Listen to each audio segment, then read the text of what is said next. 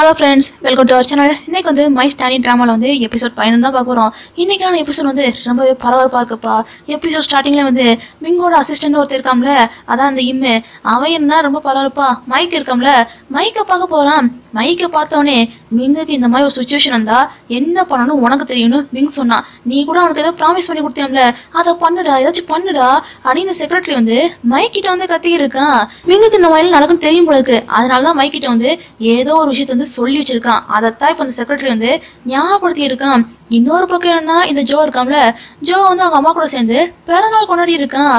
கூட சோல் இருக்காம்ல, அவனும் இருக்கான். எப்படியோட நீ ஏதோ பக்கத்துல இருந்ததாலதான் என் அம்மா சிரிச்சாங்க அப்படின்னு ஜோ வந்து சோலுக்கு தேங்க்ஸ் சொல்ல, ஆனா விடுறா, எதுக்கு இப்ப அதை பத்தி எல்லாம் பேசிட்டு, என்ன முக்கியமான நாள் உன்னோட பாய் ஃப்ரெண்டு அதான் அந்த மிங்கு, அவன் இல்லாம போயிட்டான். எப்பயுமே உங்க கூட ஒட்டிக்கிட்டே இருப்பானே, இப்ப நான் உங்க கூட இருக்கிறத பார்த்தா டென்ஷன் ஆவானே, என்னாச்சு அப்படின்னு சோல் கேட்க, சண்டே ஆச்சு அப்படின்னு ஜோவும் நடந்த கதை எல்லாத்தையும் சொல்றான். பரவாயில்ல விட்றா, நீ அவனை எந்த அளவுக்கு லவ் பண்ணுறேன்னு எனக்கு நல்லாவே தெரியும். அவனோட்டு பிரியிறது வந்து எவ்வளோ கஷ்டமாக இருக்கணும் எனக்கு நல்லாவே புரியுதுடா அப்படின்னு சோல் வந்து ஜோக்கு வந்து சப்போர்ட் பண்ணி பேசியிருக்கான். அது ஒரு விஷயம் புரியலடா, நமக்கு ஒரு விஷயம் கிடைக்காதுன்னு தெரிஞ்ச பிறகும் நம்ம மனசு ஏன் அதையே தேடுதுன்னு புரியலையே அப்படின்னு ஜோ வந்து ரொம்ப ஃபீல் பண்ணுறான். புரியுது நீ எந்த கஷ்டத்தில் இருக்கன்னு எனக்கு நல்லாவே புரியுதுடா. நானும் கூட உன்னை லவ் பண்ணேன், ஆனால் நீ எனக்கு கிடைக்கல. நீ என்னை வந்து ஒரு பிரதர் தான் பார்க்குற. சரி விடு விடு, நடக்கிறது தான் நடக்கும். மனசு போட்டு ரொம்பலாம் குழப்பி இருக்காத, கொஞ்சம் ரிலாக்ஸ் ஆறு, எல்லாம் சரியாயிரும் அப்படின்னு சோல் வந்து ஆறுதல் சொல்லிட்டு அவன் கிளம்புறான். இந்த நேரம் மிங்கு இருக்காம்ல, மிங்கு வந்து ஜோக்கு வந்து இதான் மெசேஜ் அனுப்பியிருக்கான். நான் உன்னோட பிளேஸ்ல தான் இருக்கேன், என்னை சீக்கிரம் வந்து மீட் பண்ணு அப்படின்னு மெசேஜ் வந்திருக்கு. இந்த மெசேஜை பார்த்தோன்னே ஜோ வந்து அலறி அடிச்சுட்டு வேகமா, அதான் ஜோவோட முந்தின வீடு இருக்குல்ல, பழைய வீடு, அந்த வீட்டுக்கு போறான். அங்க மிங்கு இருப்பான்னு பார்த்தா இந்த மைக் தான் இருக்கான். மைக்கை பார்த்தோன்னே, ஏண்டா என்ன நீ என்ன மெசேஜ் பண்ணி வர சொன்ன அப்படின்னு ஜோ வந்து கத்த. ஆமாடா, நான் தான் வர சொன்னேன். இப்போ நிலைமை வந்து ரொம்ப மோசமா போயிருக்கு. இத்தனை நாள் அவங்க அப்பாவை பார்த்து பேச பயந்த இந்த மிங்கு இப்போ கண்ணுக்கு எதிராக ஒன்ன லவ் பண்றேன்னு சொல்லியிருக்கான். இதனால என்னாச்சு தெரியுமா, அவனை ஹவுஸ் அரெஸ்ட் பண்ணி வச்சிருக்காங்க. நிலைமை ரொம்ப சீரியஸா போய்கிட்டு இருக்கு. இப்போ உனக்கு என்ன பண்ணு நல்லாவே புரிஞ்சிருக்குன்னு நினைக்கிறேன் அப்படின்னு இந்த மைக் சொல்ல, இப்போ நீ என்ன சொல்ல வர, அவன் கூட வந்து பிரேக்கப் பண்ண சொல்ல வரியா என்ன அப்படின்னு ஜோ கேட்குறான். இரு நான் அப்படி சொன்னேன், ஏன் அந்த மிங்க இருக்காம்ல, அவன் என்னை மன்னிக்கவே மாட்டான். இப்போ நமக்குள்ள வந்து வேற அக்ரிமெண்ட் போடுவோம்டா, அந்த பழைய அக்ரிமெண்ட் இருக்குல்ல உனக்கும் மிகுக்கும் நல்ல வந்து அது எல்லாத்தையும் கேன்சல் பண்ணலாம் அப்படின்னு இந்த மைக் சொல்ல, இவரு நான் இவ்வளோ வந்து அக்ரிமெண்ட் போட்டு வந்து பணத்துக்காக தான் அப்படின்னு ஜோ சொல்றான். நானா தான் சொல்றேன், பணத்துக்காக மட்டும்தான், லவ் எல்லாம் ஒன்றும் கிடையவே கிடையாது. ஏதோ அந்த பழைய ஜோ இருக்காம்ல, அவன் பேர் உனக்கு இருக்கிறதால மட்டும்தான் அவன் ஒன்னா லவ் பண்றான் அப்படின்னு இந்த மைக் சொல்றான். மைக்குக்கு அப்போ உண்மை தெரியாது போல இருக்கு, இவன் தான் பழைய ஜோன்னு மைக்குக்கு உண்மை தெரியாத போல இருக்கு. அதனாலதான் இவன் வந்து இப்படிலாம் பேசியிருக்கான். இங்க பாட்டா ஜோ, இப்போ நான் சொல்றது நீ வந்து நல்லா தெளிவா கேட்டுக்கோ. நீ அவனை விட்டு போறதுதான் நல்லது. ஏன் தெரியுமா, இந்த ஃபேமிலி வந்து அதுவும் எங்க ஃபேமிலி இருக்குல்ல, அவனை போட்டு ரொம்ப அமுக்கி பாடா படுத்தி எடுப்பாங்க. இதுக்கு மேல முடிவெடுக்க வேண்டியது நீதான் அப்படின்னு இந்த மைக் சொல்ல, இப்போ என்னதான்டா சொல்ல வர, பிரேக்கப் பண்ண சொல்ல வரியாடா? சரிடா, நான் அவனை பார்த்து மீட் பண்ணி பிரேக்கப்னு ஏதாச்சும் ஒரு வார்த்தையா சொல்லிடுறேன்டா அப்படின்னு ஜோ சொல்றான். ஏன்டா அவனுக்கு இன்னுமாடா புரியல, நீ அவனை மீட்டே பண்ணக்கூடாதா அப்படின்னு இந்த மைக் கத்துறான். நீ இப்ப என்ன சொல்ல வர, அவன் வாழ்க்கைய விட்டு அப்படி நிரந்தரமா என்ன காணாம போக சொல்றியா? பழைய ஜோ போன மாதிரி நானும் போயிட்டேன்னா அவ்வளவுதான்டா, அவன் தாங்க மாட்டான்டா, ப்ளீஸ்டா புரிஞ்சுக்கூடா, நான் அவனை பார்த்து ஒரு வார்த்தையாச்சும் பேசுறேன்டா அப்படின்னு ஜோ கெஞ்சினான். மைக் என்னன்னா அசரவே மாட்டிக்கான். நீ போய் தான் ஒண்ணு, அவன் ஒத்த கால நிக்கிறான். இந்த நேரத்துக்கு நீ என்ன கன்வின்ஸ் பண்றதுக்கு அந்த விங்கோட அப்பா இருக்காங்களே, அவங்கள கன்வின்ஸ் பண்ணா கூட உருப்படியா இருந்திருக்குண்டா அப்படின்னு ஜோ வந்து மைக்க போட்டு திட்டிக்கிட்டு இருக்கான். இந்த ஜோக்கு வந்து மனசு கேட்கல. சரி வீட்டுக்கு போகலான்னு பார்த்தா வீட்டில் வந்து பெரிய பூகம்பமே காத்திருக்கு. அவங்க அம்மாவுக்கு வந்து எல்லாருமே தெரிஞ்சு போயிடுச்சு. வக்கீல் நோட்டீஸ் வந்து அனுப்பிட்டுருக்காங்க. என்னடா இது, என்ன இது, ஏதோ ஃப்ரெண்டு கிட்ட வந்து கடன் வாங்கியிருக்கேன்னு சொன்னேன், ஆனா இந்த பத்திரத்துல என்னடா போட்டிருக்கு, 1 வருஷம் நீ யாருக்கோ அடமானமா இருந்திருக்க, இப்படி நீ வந்து ஒன்னு வித்து தான் என்ன வாழைக்கணும்னு ஒன்னும் அவசியமே இல்லடா. நீ இப்படி போனா நான் கொஞ்சம் கூட எதிர்பார்க்கவே இல்லை. நான் அந்த ஆண்டி இருக்காங்களே, ஆண்டி கூட வந்து அவங்க வீட்லயே போய் ஸ்டே பண்ணிக்கிறேன், எனக்கு இந்த வீடும் வேண்டாம் ஒன்றும் வேண்டாம் அப்படின்னு சொல்லிட்டு ஜோவோட அம்மா வந்து கோச்சிக்கிட்டு போயிட்டாங்க. ஜோக்கு என்ன பண்ணான்னு தெரியல. இந்த விஷயத்த வந்து மைக் தான் பண்ணிருப்பான்னு டக்குன்னு மைக் கால் பண்ணி, என்னடா வக்கீல் நோட்டீஸ் அனுப்பிட்டியா என்ன அப்படின்னு ஜோ கத்துறான். இந்த மாதிரி சீப்பான விஷயத்த பண்றாள் நான் கிடையாது, நான் ஒன்றும் இதெல்லாம் பண்ணலடா. எப்படியோ இப்போ கடைசியில் ரொம்ப தட்டு மாதிரி மிங்க மீட் பண்ண வைக்கிறதுக்கு உனக்கு ஒரு வாய்ப்பு ஏற்படுத்தி கொடுத்துருக்கேன். நீ அவனை மீட் பண்ணு நினைச்சினா வந்து மீட் பண்ணலாம் அப்படின்னு மைக் சொல்ல, ஜோ இருக்காம்ல, ஜோவும் போறான். இன்னொரு தடவை முடிவு பண்ணிக்கோ, அவனை மீட் பண்ணுவோன்னு நினைக்கிறியா என்ன அப்படின்னு மைக்கும் கேட்கறான். எவ்வளவு பெரிய கலவரமே வந்தாலும் சரிடா, அவனை மீட் பண்ணதான் செய்வேன்னு ஜோ வந்து ரொம்ப தைரியமா உள்ள போறான். பாவம்பா மிங்கு அவனை ஹவுஸ் அரெஸ்ட் பண்ணி வச்சிருக்காங்களே, சரியா சாப்பிட கூட செய்யல போல இருக்கு. ரொம்ப சொங்கி போயிருக்கான். இந்த ஜோக்கும் மனசு இல்லை, இருந்தாலும் ரியாலிட்டின்னு ஒன்று இருக்குல்ல. அதனால ஜோ சொல்றான், நம்ம ரெண்டு பேரும் பிரிஞ்சு போறதுதானே நல்லது. நான் உங்க கூட இருந்தேன், கடைசி வரைக்கும் உனக்கு தான் கஷ்டம், நம்ம பிரிஞ்சு போயிடுவோம்டா அப்படின்னு ஜோ சொல்றான். என்னது பிரிஞ்சு போறதா? இல்ல இல்ல இல்ல, எவ்வளவு பெரிய கஷ்டம் வந்தாலும் சரி நாம ஒன்னாதான் இருக்கணும்டா, நாம சேர்றதுக்கு மைக் ஹெல்ப் பண்ணுவான் அப்படின்னு மிங் சொல்ல. நான் எப்ப சொன்னேன் அப்படின்னு மைக் கேக்குறான். ஏண்டா என்னடா சொன்ன, பழைய ஜோ வந்து உயிரோட திரும்பி வந்தா நாங்க ரெண்டு சேர்றதுக்கு வந்து நீ ஹெல்ப் பண்ணன்னு சொன்னியா இல்லையா அப்படின்னு மிங் கேட்க. ஆமா, அது பழைய ஜோ வந்ததானே, இவன் ஒன்றும் பழைய ஜோ கிடையாது, அவன் பேரு இவன் பேரு ஒன்னா இருக்கு அவ்வளவுதான் அப்படின்னு மைக் சொல்ல. ஏண்டா உனக்கு இன்னுமாடா புரியல? அதான் அந்த சாமியார் வந்து என்னடா சொன்னாரு, என்ன சொன்னாரு, இன்னும் அந்த பழைய ஜோ வந்து செத்து போனான்னு சொன்னார்ல, அந்த பழைய ஜோவே இவன் தான்டா அப்படி மிங் சொல்றான். நீங்க என்னதான் சொன்னாலும் சரி நான் ஏத்துக்க மாட்டேன், இவன் ஒன்றும் பழைய ஜோ கிடையாது, நீங்க ரெண்டும் சேர்றதுக்கு வந்து நான் ஹெல்ப் பண்ண மாட்டேன் அப்படி மைக் சொல்லி இருக்கான். இப்படி ஆர்கியூமெண்ட் வந்து பெருசா போய்கிட்டே இருக்கும் போது அந்த மிங்கோட அப்பா இருக்கார்ல, அவர் வேற வந்துட்டாரு. வந்தவர் என்னன்னா ஜோவை பார்த்துட்டு இவனை யார் உள்ள விட்டது அப்படின்னு அவர் வேற கத்த. அது மட்டும் இல்லாம மிங்க இருக்கம்ல, மிங்கையும் போட்டு அடிச்சுக்கிட்டு இருக்காரு. மிங்க மட்டும் இல்ல ஜோவையும் போட்டு அடிக்க போயிருக்காங்க. அதுக்குள்ளே இந்த மிங்குக்கு என்னாச்சுன்னு தெரியல, அவன் வாந்தி எடுக்க ஆரம்பிச்சிட்டான். அவன் வாந்தி எடுக்கிறத பார்த்தவொடனே அவ்வளவுதான், எல்லாரும் பதறி போய் டக்குனு அவன் வந்து ஹாஸ்பிட்டல் அட்மிட் பண்ணிட்டாங்க. கடைசியில பார்த்தா இது எல்லாமே மிங்கோட நடிப்பு. டே அப்பா நல்லா தான் நடிச்சா, ஆஸ்கார் கொடுத்துடலாம், எந்திரிடா அப்படின்னு மைக் சொல்ல. இந்த மிங்கு பையன் சிரிக்கிறான். டே மிங்கு என்னமோடா, நீ சொல்லும் போது கூட நான் நம்பலடா, இப்போதான் அந்த சாமியார் இருக்கார்ல அவர் போய் மீட் பண்ணிட்டேன், அவர் சொன்ன பிறகு எனக்கு எல்லா விஷயம் புரியுது, இவன் தான் ஜோனு, நானும் ஒத்துக்கிறேன்டா அப்படின்னு இந்த மைக் பையன் வந்து கடைசியில எப்படியோ ஒத்துக்கிட்டான். சரி இப்ப எல்லா விஷயமும் உனக்கு புரிஞ்சிருக்கும்னு நினைக்கிறேன். நீ வந்து இப்ப என்ன பண்ணினா, எனக்கு கொடுத்த ப்ராமிஸ் வந்து நீ கீப் அப் பண்ணுடா, என்ன பண்ணுன்னு தெரியும்ல அப்படின்னு இந்த மீன் சொல்ல. தெரியும், அதான் உன்னோட செக்யூரிட்டி இருக்காம்ல, அவன் கூட சேர்ந்து நான் பண்ண வேண்டிய வேலையெல்லாம் பாத்துக்கிறேன் அப்படின்னு இந்த மைக் சொல்றான். இதெல்லாம் கேட்குற ஜோக் வந்து ஒண்ணுமே புரியல. என்னடா ஏதோ அணுகுண்டு வைக்கிற மாதிரி இவ்வளவு பெருசா சீக்கிரட்டா பேசுறீங்க, என்னத்த தாண்டா பேசுறீங்க அப்படின்னு ஜோக் கேட்குறான். அதுதானே உனக்கே புரியும், என் அப்பாவுக்கு எதிரான பெரிய வெப்பன் வந்து நான் தயார்படுத்தி வச்சிருக்கேன், அதைத்தான் எடுக்க போயிருக்கான் அப்படின்னு இந்த மிங் பையன் வந்து சிரிச்சுக்கிட்டே சொல்றான். ஏதோ நடக்குதுன்னு ஜோக் வந்து நல்லாவே புரியுது. எனிவே இப்ப வந்து மிங்கோட ஃபேஸை பார்த்துட்டோம்ல, மிங்க பார்த்தோடே சந்தோஷம் தாங்க முடியாம கிஸ்ஸை கொடுத்து சந்தோஷத்தை வெளிப்படுத்தி இருக்கான். அதுக்கப்புறம் என்ன, மிங்குக்கு வந்து சாப்பாடுலாம் ஊட்டி விடுறான். மிங்குக்கு கையெல்லாம் நல்லா தான் இருக்கு, ஏண்டா நீ ஏன் சாப்பிட வேண்டியதானே அப்படின்னு ஜோ கேட்க. ஆக்சுவலாடா எனக்கு வயிறுலாம் ஃபுல்லாயிடுச்சு, ஆனா என்னோட மனசு ஃபுல்லாகல, அதுக்காக தான் உன்னை பக்கத்துலேயே உட்கார வச்சு இப்படிலாம் பண்ணியிருக்கேன் அப்படின்னு இந்த மிங் பையனா ரொம்ப ஃப்ளட் பண்றான். எப்போ கத்துக்கிட்ட இந்த விஷயத்தெல்லாம் அப்படின்னு ஜோ வந்து கேட்டு சிரிச்சுக்கிட்டு இருக்கான். இப்படி இவங்க ரொம்ப சொல்லிட்டே இருக்கும் போதே மிங்கோட அம்மா இருக்காங்களே, அவங்க வேற வந்துட்டாங்க. வந்தவன் வந்து பெருசா எதுவும் கத்தெல்லாம் செய்யல. இப்ப எந்த அளவுக்கு இந்த மிங் வந்து ஜோ வந்து டீப்பா லவ் பண்றான்னு மிங்கோட அம்மாக்கும் நல்லா புரியுது. அதனால இந்த மிங்கோட அம்மா வந்து ஜோ கிட்ட வந்து நல்லா தான் பேசுறாங்க. அது வந்துப்பா உங்க வீட்டுக்கு வந்து வக்கீல் நோட்டீஸ் அனுப்பிவிட்டதே நான் தான்ப்பா அப்படின்னு இந்த மிங்கோட அம்மா வந்து இப்போ வந்து உண்மையை சொல்றாங்க.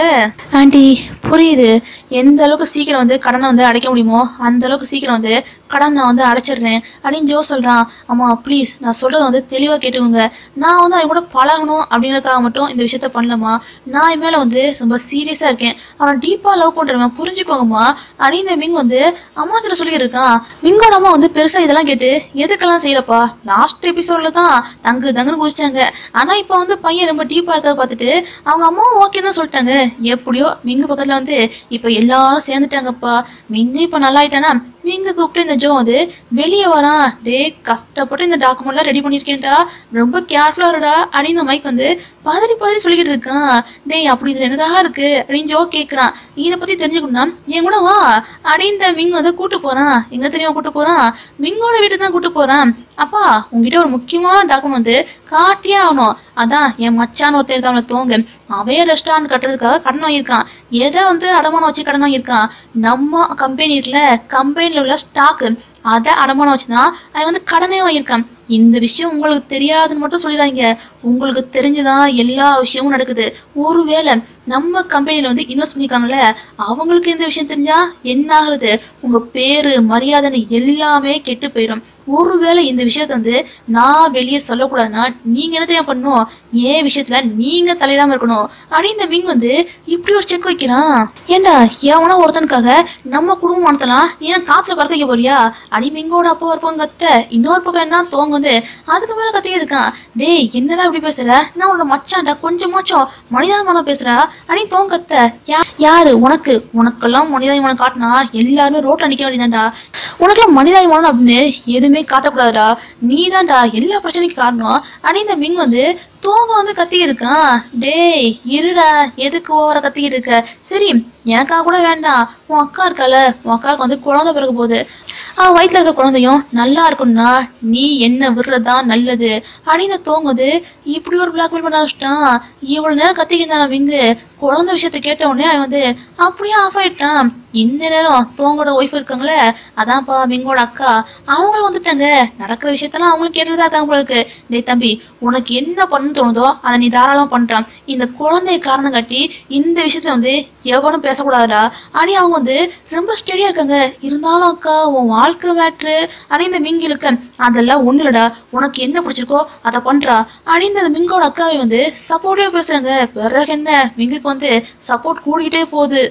இப்போ என்னப்பா சொல்றீங்க, இப்போ என்ன சொல்றீங்க, எனக்கு சேர வேண்டிய மட்டும் நான் எடுத்துக்கிறேன் அப்படின்னு இந்த மிங் வந்து சொல்ல, என்னது உனக்கு சேர வேண்டியதா, உனக்கு சேர வேண்டியதா கூட அது என்கிட்ட இருந்து தானே வந்திருக்கு, நான் கொடுத்த நாலேஜ் அப்படி இப்படின்னு எல்லாத்தையும் வச்சுதான் நீ இந்த அளவுக்கு மேலே வந்திருக்க, நீ அவன் தான் வேணும் சூஸ் பண்ணினா இந்த வீட்டில் இருந்து சல்லி பைசா கூட எடுக்கக்கூடாதா, அப்படியே அவன் கூட ஓடி போயிரு அப்படின்னு இந்த மிங்கோட அப்பா வந்து இப்படி பேச, அப்பா நான் உங்க பையன், உங்களுக்கு இருக்கிற விஷயம் வந்து எனக்கு பாதி கூட இருக்காது, நான் கிளம்புறேன்ப்பா கிளம்புறேன் அப்படின்னு சொல்லிட்டு மிங்கு வெளியே வரான். மிங்கு வந்து ஜோ கூட வெளியே வர, எந்த நேரம் மிங்கோட செக்ரட்டரி இருக்காம்ல, அவன் ரொம்ப சின்சியரான பையன் போல இருக்கு, நானும் உங்க கூட வருவேன்னு ஒத்த கால நிக்கிறான். டே ப்ளீஸ்டா, என் கூட நீ இவ்வளவு நாள் இருந்து கஷ்டப்பட்டதெல்லாம் போதும், அதான் மைக் இருக்காம்ல, அவனுக்கு வந்து செக்ரட்டரி தேவைன்னு நான் கேள்விப்பட்டேன்டா, நீ அவன்கிட்ட போ, அவன் நல்லா பார்த்துக்கிடுவான், இத்தனை நாள் என் கூட இருந்ததுக்கு ரொம்ப தேங்க்ஸ்டா அப்படின்னு சொல்லிட்டு செக்ரட்டரியே அனுப்பி வச்சிட்டான். இருந்தாலும் ஜோக்கே மனசு ஊர்த்துது, நம்மளுக்காக எல்லாத்தையும் விட்டு இவன் வெளியே வந்திருக்கான்னு ஜோக்கு மனசு ஊர்த்துது.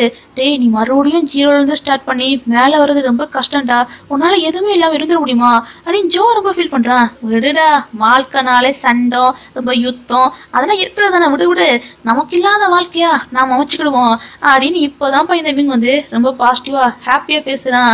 இவனை இப்படி பார்க்க தான் ஜோக்கு வந்து ரொம்ப பிடிச்சிருக்கு.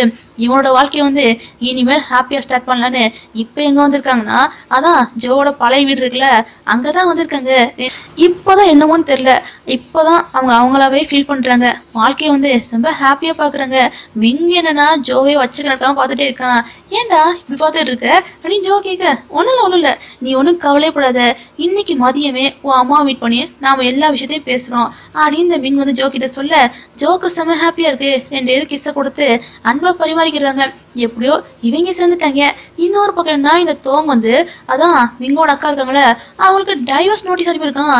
எதுக்குன்னு எனக்கு டைவர்ஸ் அனுப்புனேன் அப்படின்னு இந்த அக்கா கேட்க, ஆமா அன்னைக்கு பிரச்சனை நடந்திருக்கும் போது நீ உன் தம்பிக்கு தானே சப்போர்ட் பண்ண, நீ எதுக்கு ஏன் கூட இருக்கணும் அப்படின்னு இந்த தோங் பேசுறான். டேய் என்னடா அப்படி புரியா பேசியிருக்க, எனக்கு உன்னை விட என் தம்பி முக்கியம் இல்லைதான், ஆனா அன்னைக்கு சண்டேல வந்து நீங்க என்னோட குழந்தை இழுத்தீங்கடா, இந்த சொத்துக்காக எதுக்கடா ஏன் குழந்தை இழுக்கிறீங்க, குழந்தை இழுக்கக்கூடாது அப்படின்றக்காக தான் நான் அன்னைக்கு அப்படி பேசினேன், மற்றபடிலாம் எதுவுமே இல்லடா அப்படின்னு இந்த அக்கா வந்து என்னதான் சொன்னாலும் தோங்க வந்து புரிஞ்சிக்காம டைவர்ஸ் தான் அப்படி அவன் ஒத்த கால நிக்கிறான். சரிடா, நான் உங்ககிட்ட ஒரே ஒரு கேள்வி மட்டும் கேட்குறேன், ஒருவேளை என்கிட்ட வந்து பணங்காசு இல்லாட்டி நீ என்ன கல்யாணம் பண்ணிருப்பிய மாட்டியா அப்படின்னு இந்த அக்கா கேட்க, இதுக்கான ஆன்சர் வந்து உனக்கே தெரியும்னு நினைக்கிறேன் அப்படின்னு தோங்க சொல்றான்.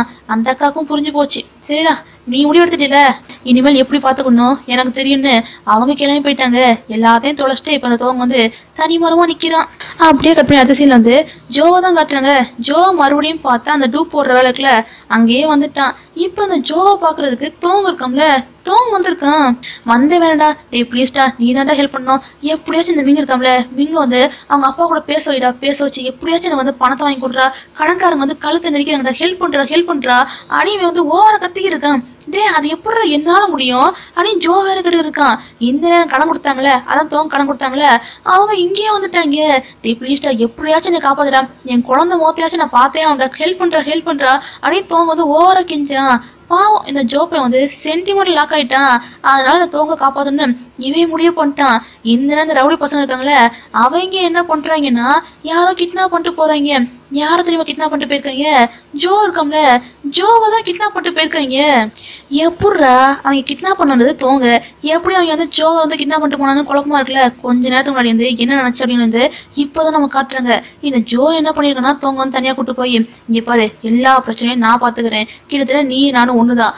உன் ட்ரெஸ்ஸை என்கிட்ட கூட என் ட்ரெஸ்ஸை நீ போட்டுக்கோ. அவன் என்ன கிட்னாப் பண்ணி போட்டோம் எல்லாத்தையும் நான் பாத்துக்கிறேன் அப்படின்னு ஜோ சொல்லியிருக்கான். அதனாலதான் ஜோ வந்து கிட்னாப் பண்ணிட்டு போயிருக்காங்க. இப்ப இந்த விஷயம் வந்து மிங்க இருக்காமல, மிங்குக்கு தெரிஞ்சு போய் அவன் தோங்க பிடிச்சி கீழே கிடிச்சிருக்கான். ஏன்டா உன்னால எவ்வளவு பிரச்சனை தானே வந்தாகும், ஏன்டா அப்படி பண்ற, ஏன் அப்படி பண்ண, எதுக்கா உனக்காக வந்து ஜோ போனா அப்படின்னு மிங்க கேட்க, எல்லாம் எனக்காக தான்டா, எனக்காகவும் என்னோட குழந்தைக்காகவும் தான்டா அப்படின்னு தோங்க வந்து சென்டிமெண்ட் பேசியிருக்கான். இப்போ இது ரொம்ப முக்கியம், அவனுக்கு கால் பண்ணி அதான் அந்த கடங்கார இருக்காப்ல அவனுக்கு கால் பண்ணி பேசுடா அப்படின்னு மிங் வந்து கத்திக்கிட்டு இருக்கான். இன்னொரு பக்கம் என்ன அந்த கடங்காரங்க வந்து அந்த தோங்க வந்து என்னையே ஏமாத்துறாம்ல இன்னொரு ஆள் அனுப்பிட்டு இவனை கொண்டுருங்கடா தீர்த்துருங்க அப்படின்னு அந்த கடங்காரன் வந்து ஜோவை தீக்க சொல்லிக்கிட்டு இருக்கான். நல்ல வேலைப்பா இந்த நேரம் மிங்கிட்ட இருந்து கால் வருது. நான் தான் இந்த தோங்கோட மச்சான் இருக்காம்ல மச்சான் கால் பண்றேன், எல்லா பணத்தையும் நான் உனக்கு செட்டில் பண்றேன்டா அப்படின்னு இந்த மிங் சொல்றான். மிங்கிட்ட தான் பணமே இல்லையே, மிங்க் என்ன பண்ண தெரியாம அதான் மிங்கோட அப்பா இருக்காம்ல அவங்கள போய் மீட் பண்றான். பா ப்ளீஸ்ப்பா நீங்க என்ன சொன்னாலும் நான் செய்யணும்ப்பா, தயவு செய்து கொஞ்சமாச்சும் பணம் கொடுங்களேன் அப்படின்னு மிங் கெஞ்சினான். தோங்கும் கெஞ்சினான், ப்ளீஸ் எல்லா தப்பும் ஏன் மேலதான், எப்படியாச்சும் காப்பாத்துங்களேன் அப்படின்னு தோங்கும் கெஞ்சினான். ஒருவேளை காப்பாத்தலாட்டி நிறைய முக்கியமான டாக்குமெண்ட்லாம் என்கிட்ட இருக்கு பாத்துக்கோங்க அப்படின்னு தோங்க லைட்டா மிரட்டவும் செய்யறான். இருந்தாலும் இந்த மிங்கோட அப்பா வந்து அசர்றமா இல்ல, உங்க பிரச்சனை நீங்க தான்டா பாக்கணும் அப்படின்னு அவர் வந்து இப்படி பேசி விட்டாரு. சரி இதுக்கு மேல நடக்க வேண்டியதை நான் பாத்துக்கிறேன்னு மிங் வந்து கெத்தா வெளியே கிளம்பி போறான்.